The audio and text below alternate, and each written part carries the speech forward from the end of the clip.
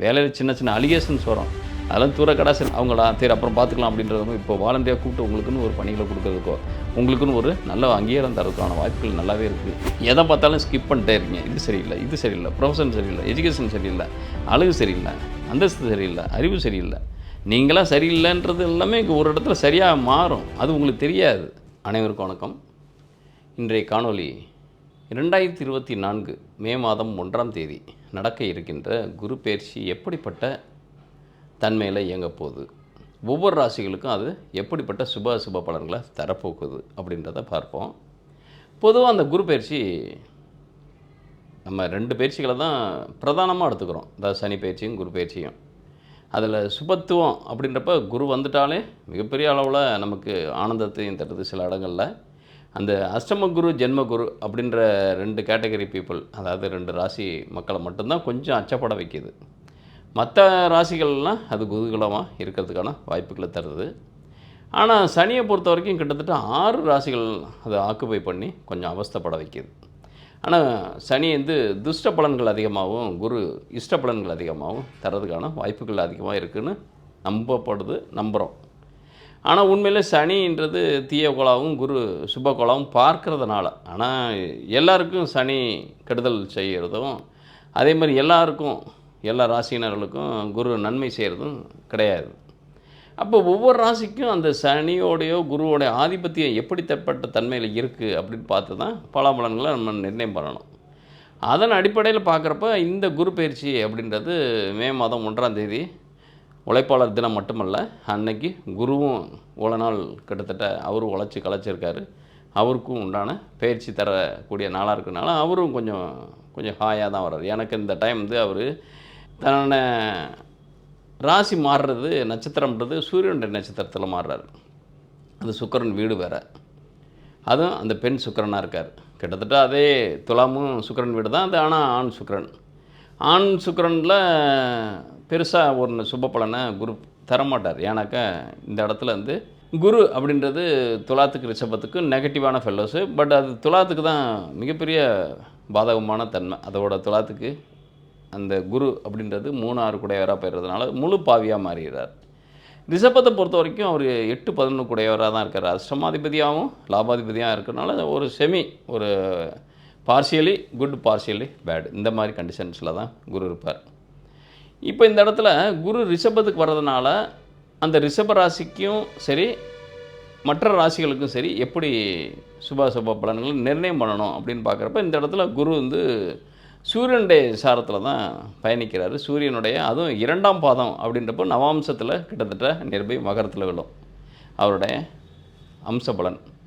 அப்படின்றப்ப அந்த அம்ச பலன் மகரத்தில் விழுறப்ப அந்த ஆல்ரெடி அங்கே சந்திரன் தான் இருக்கார்.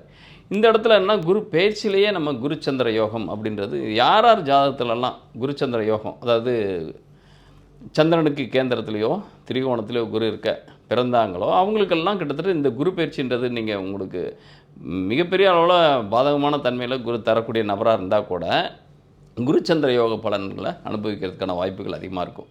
அதனால் மற்ற ராசிகளும் சரி ரிஷப ராசியும் சரி அதிகமாக ரிஷபத்துக்கு ஜென்ம குரு அப்படின்றது மற்ற ராசிகளுக்கு அதோட இருப்பை பொறுத்து கணிக்கலாம். இப்போ ரிஷபத்துக்கு பயணிக்கிறார் குரு அப்படின்னோம்னாக்க அவருடைய பார்வை பலன் எந்தெந்த ராசிகளுக்கெல்லாம் விழும் அப்படின்றப்ப அவருடைய சிறப்பு பார்வை அப்படின்னு சொல்லக்கூடிய 5 மற்றும் 9 நேர்பார்வை எல்லா கோள்களுக்கும் உண்டான நேர்பார்வைன்றது 7 இந்த இடங்கள் தான் அவருடைய பார்வை பலனை பெறும். அப்போ அந்த ராசிக்காரர்களுக்கெல்லாம் சுபமான தன்மையில் இருக்கக்கூடிய எப்போயுமே குரு இருக்கிற இடத்த விட பார்க்கின்ற இடம்ன்றது பலம் பெறும்னாக்க சுபத்துவம் தன்மையில் உள்ளக்கூடிய பலாபலன்கள் அதிகமாக வரும்னு அர்த்தம். அப்போ குரு இருக்கிற இடத்த விட பார்க்குற இடம் பலம் பெறுது அப்படின்றப்ப இப்போ மேஷத்துலேருந்து ரிஷபத்துக்கு ஷிஃப்ட் ஆகிறாரு. மேஷத்துலேருந்து ரிஷபத்துக்கு ஷிஃப்ட் ஆனாலும் அவர் பார்க்கக்கூடிய இடங்கள்ன்றது பார்த்தோம்னாக்க கன்னியா ராசியும் விருச்சிக ராசியும் மகர ராசியும் தான் பார்வையிடுறார்.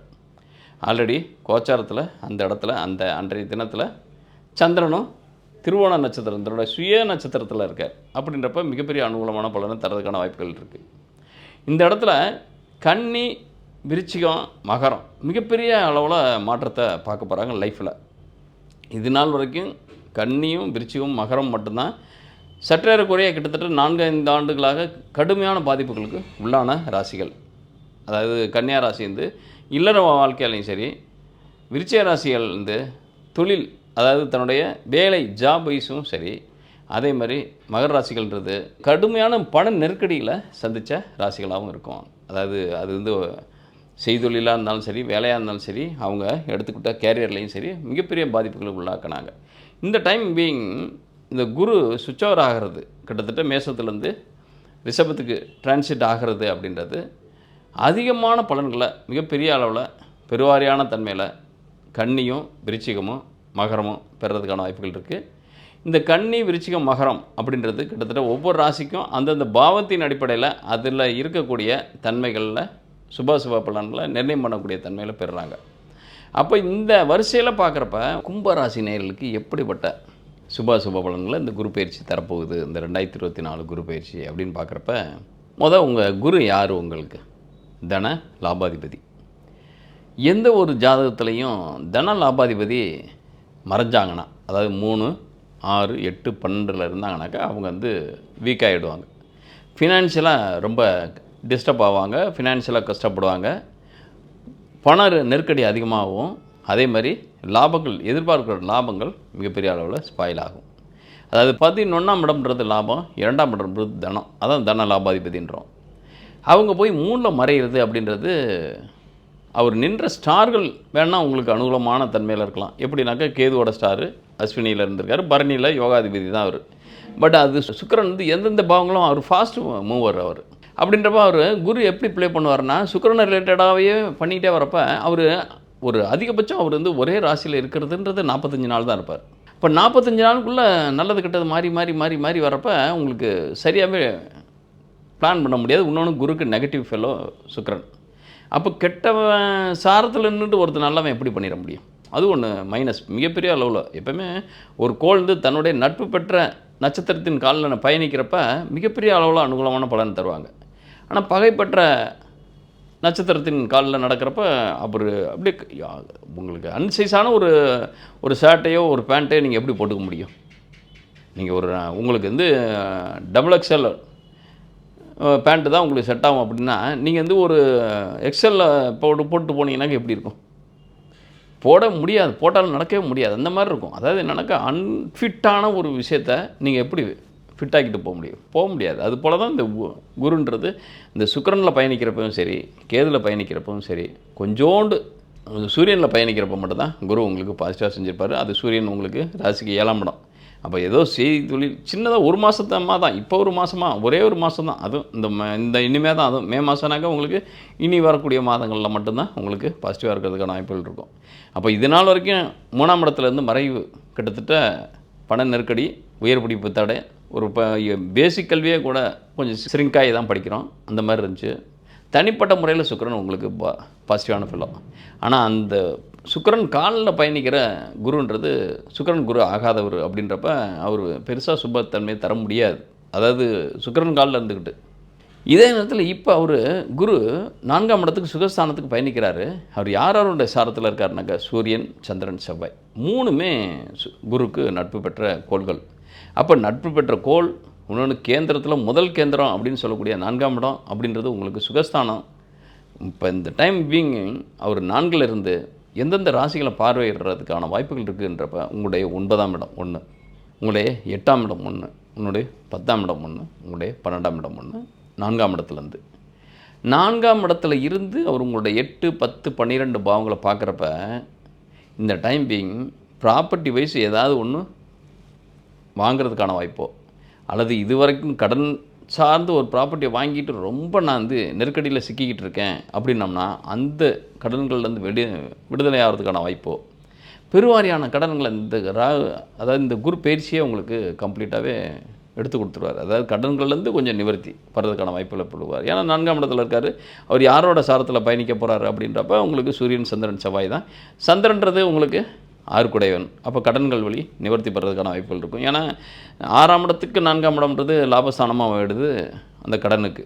அப்போ கடன் அடைபடுறதுக்கான வாய்ப்புகள் அந்த ரோகிணியில் குரு பயணிக்கிறப்ப கிடைக்கிறதுக்கான வாய்ப்புகள் இருக்குது. அப்போ இந்த இடத்துல உங்களுக்கு ஒரு 8, 10, 12ன்றப்ப ஜாப் வைஸ் ஒரு மாற்றம். 8ஆம் இடம் திடீர் யோகத்தை சொல்லக்கூடியது. 10ஆம் இடம் ஜாபு மாற்றத்தை சொல்லக்கூடியதாக இருக்குது. 12ஆம் இடத்து இடம் விட்டு இடம் பெயர்றதுக்கான வாய்ப்போ அல்லது ஒரு விரை செலவுகள்ன்றது இல்லாமல் குரு உங்களுக்கு உண்டான ஒரு தனிச்செலவுகள், அதாவது தனிச்செலவுகள்னாக்க ஒரு வீடை ரெனோவேஷன் பண்ணுறது, வண்டியை வாங்கி அதை வந்து ஏதாவது ஒரு மராமத்து பார்க்குறது அல்லது ஏதாவது ஒரு படிப்புக்காவது 4ஆம் இடம்ன்றது படிப்புன்னு சொல்லக்கூடியதாக இருக்குது. ஏதாவது பிள்ளைங்களோட படிப்பு அல்லது உங்களுடைய படிப்பு அல்லது உங்களுடைய ஒரு வீடு கட்டுறதுக்கு, ஒரு வண்டி வாகனம் வாங்குறதுக்கு உண்டான செலவுகள். அப்போ சுலப செலவுகள் நிறைய பண்ணுறதுக்கான வாய்ப்பு. இதில் என்னென்ன நோய் இருந்தால் நோயிலேருந்து விடுதலை ஒன்று. ஏன்னா 6ஆம் இடம் நோய், கடன், ஃபேமிலி இஷ்யூஸு. இது வரைக்கும் ஃபேமிலி இஷ்யூஸ் இருந்தால் கூட அதெல்லாமே கொஞ்சம் ஒரு ஓரங்கட்டப்பட்ட ஒரு விஷயமாக மாறுறதுக்கான வாய்ப்புகள் இருக்குது. அதிகபட்சம் உங்களுடைய தாய்வழி உறவுகளில் கொஞ்சம் சிக்கல் இருக்கலாம், உறவினருக்குள்ள சிக்கல் இருக்கலாம், கணவன் மனைக்குள்ளே பார்த்தீங்கன்னாக்கா அது கூட பெருசாக பாதிப்புன்றது வராது. இந்த டைம் பீயிங் இருந்தால் கூட அது ஸ்மூத்தாக முடிகிறதுக்கான வாய்ப்புகள் இருக்குது. அதாவது கோர்ட்டு கேஸில் அதாவது இப்போ இருந்துக்கிட்டு இருந்தால் கூட, ஏன்னா அவர் வந்து 3ஆம் இடத்துலேருந்து நேரடியாக 5ஆம் பார்வை 7ஆம் இடத்தை தான் பார்த்தார். அப்போ இது வரைக்கும் என்னன்னாக்கா ஏதோ ஒரு டிஸ்பியூட்டு உங்களுக்கும் உங்களோட ஹஸ்பண்ட் ஒய்ஃபுக்குள்ளே உள்ள லைஃப் பார்ட்னருக்குள்ளே ஒரு டிரான்ஸ்பரன்சி இல்லாத தன்மையில் ஒரு டிஸ்பியூட் ஓடிட்டு இருந்தது. அது கிளியராக மாறுது எல்லாமே. அதாவது அது கொஞ்சம் ரெக்கவர் ஆகுது, கொஞ்சம் அதாவது இதுதான் அப்படின்றது ஓப்பனாக ஒருத்தருக்கு பேசி சரி பண்ணுறதுக்கான வாய்ப்புகள் பெறுது.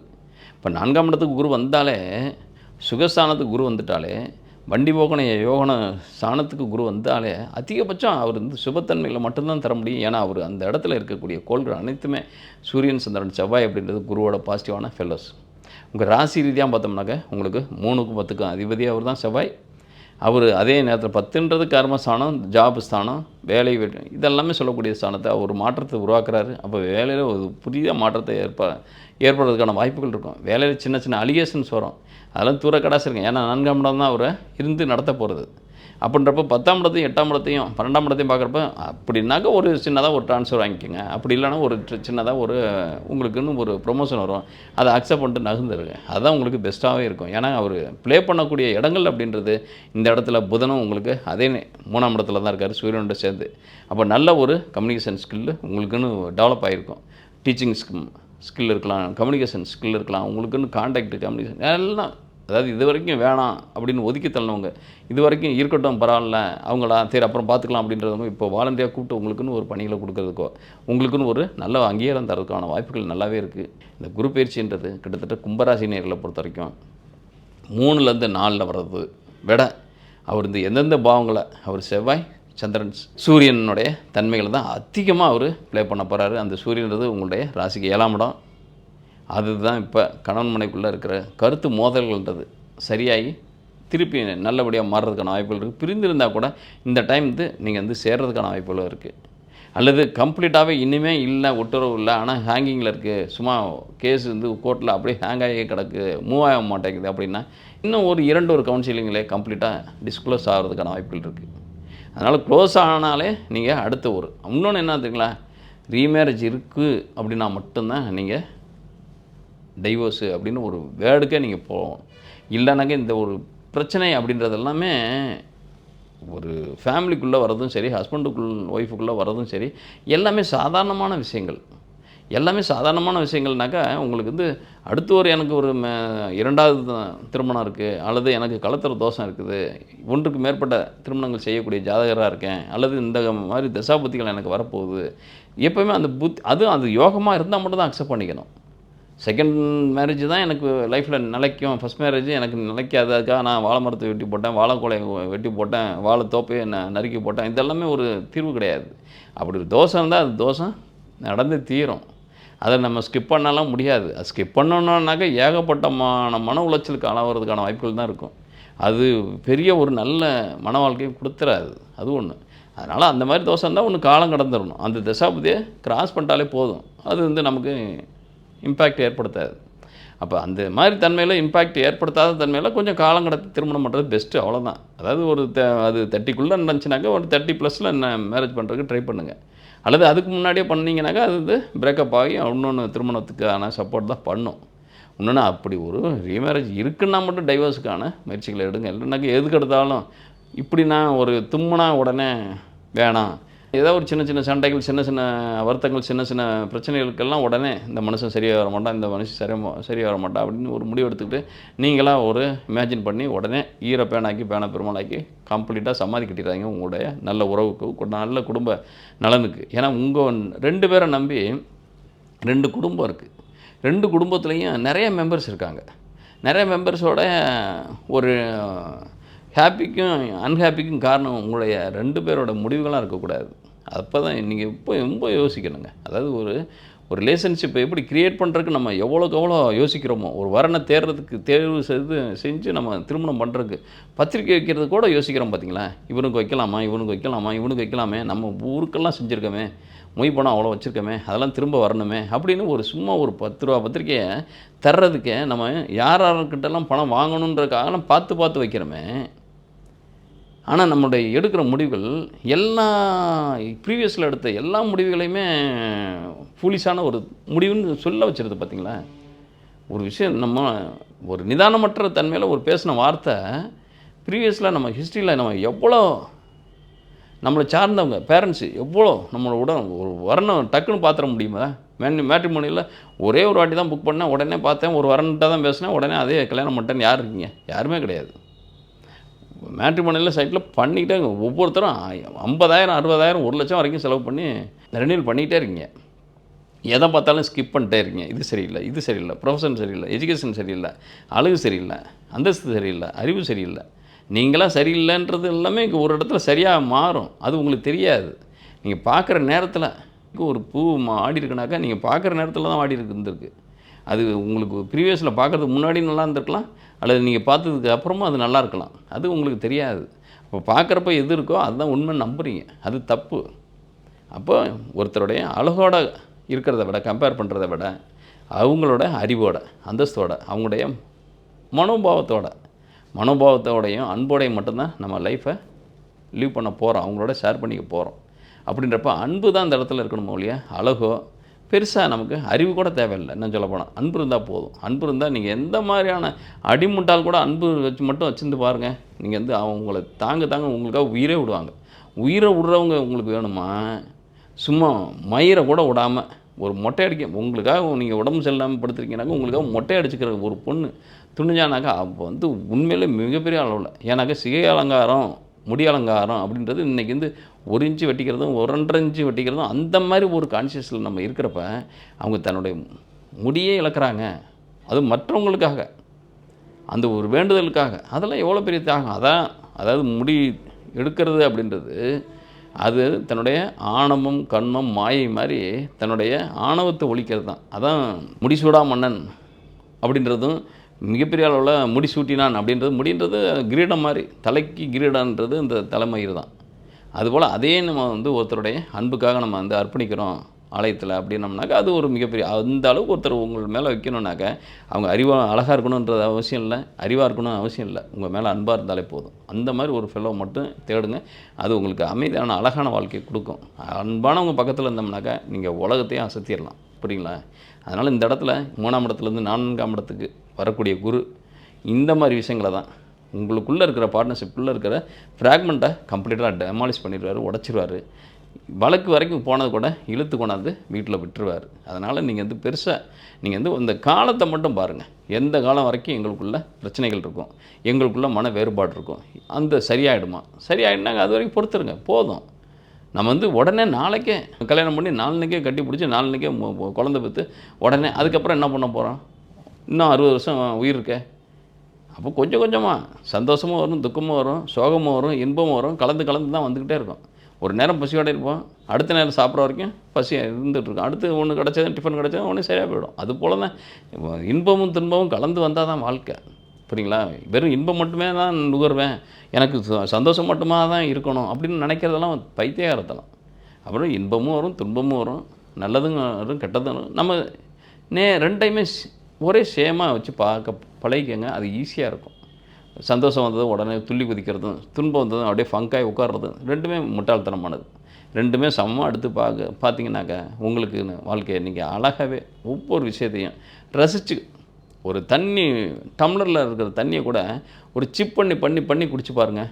அது கூட போதை தரும். சரிங்களா? அது போல் போதைன்றது ஒரு ஸ்வீட்டு. அதுக்கு தண்ணிக்கு என்ன சுவை இருக்கும்? ஒன்றுமே இருக்காது. கலர் இருக்காது, நிறம் இருக்காது, மனம் இருக்காது, குணம் இருக்காது, எதுவுமே இருக்காது. ஆனால் அது தரக்கூடிய சந்தோஷம் அந்த வாய் வழியா சிப் பண்ணி ஒரு அண்ணாந்து கடகடன்னு குடிக்கிறத விட சிப் பண்ணி குடிச்சு பாருங்கள் எவ்வளோ, புரியுங்களா? அது போல தான் சில விஷயங்கள் ரொம்ப பக்கத்தில் இருந்து பார்க்காம, ரொம்ப எட்டமாக இருந்தும் பார்க்காம, எது கிடைச்சாலும் எனக்கு சரியானது, கிடைக்கலையா அது நல்லது இல்லை போல இருக்குது, அதான் எனக்கு கிடைக்கல அப்படின்னு நினைக்கிறதும், கிடச்சிச்சா சரி இதுதான் எனக்கு கிடச்சிருக்கு அப்படின்னு நினச்சிக்கிறதும் மிகப்பெரிய அளவில் நல்ல மனோபாவம், நல்ல மனப்பான்மை. இந்த மாதிரி தன்மையை இந்த குரு பயிற்சி இந்த ஆண்டு 2024ன்றது உங்களுக்கு தருவார். இந்த காணொலியை பார்க்குறவங்க உங்களுடைய கருத்துக்களை கமெண்ட் பாக்ஸில் பதிவிடுங்க. மேலும் உங்களுடைய சந்தேகங்கள், குரு பயிற்சி தொடர்புடைய சந்தேகங்கள் இருந்து உங்களுடைய date of birth, time of birth, place of பர்த்தை பதிவிட்டு அதில் கேளுங்க. அதில் நான் மேக்ஸிமம் பதிலளிக்கிறது ட்ரை பண்ணுறேன். இல்லை ப்ரீஃபாகவே உங்களுடைய ஜாதகத்தை அனலைஸ் பண்ணணும் அப்படின்னா திரையில் பார்க்கக்கூடிய நம்பருக்கு உங்களுடைய ஜாதகத்தை அனுப்புங்க. அதாவது date of birth, time of birth, place of birth இருக்கக்கூடிய பேஜை ஃபோட்டோ எடுத்தோ அல்லது டைப் பண்ணியோ அனுப்புங்க. உங்களுடைய கேள்விகளையும் கேட்டு வாய்ஸ் மெசேஜாக போடுங்க அல்லது டைப் மெசேஜாக போடுங்க. எங்களுடைய நபர் ஆஃபீஸ்லேருந்து உங்களுடைய காண்டாக்ட் பண்ணுவாங்க. அதிகபட்சம் வாட்ஸ்அப்லேயே உங்களுக்கு மெசேஜ் அனுப்புவாங்க.